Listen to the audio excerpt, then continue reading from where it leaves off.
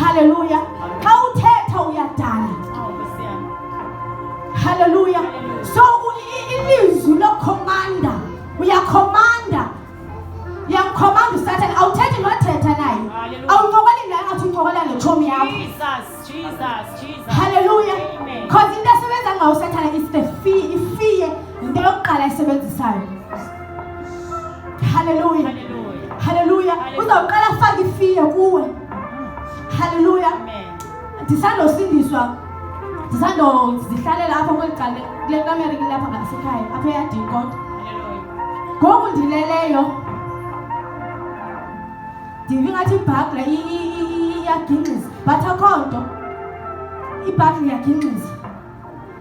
Xa ndilala ndiphume kakubi manje ingathi kungena abantu apha endlini ingathi bayangena ingathi ndiyakhala ndibetha apha edongeni uba mabandive kwelaa cala. Abe kwakungekho nto qha engamadimoni wayengithomenta because ayengibona ubana andilazi igunya lam. Hallelujah. But ngoku uthi uSathane xa isazama loo nto loba mandoyike noba yintoni ndimxelela uba I am no longer a slave to fear.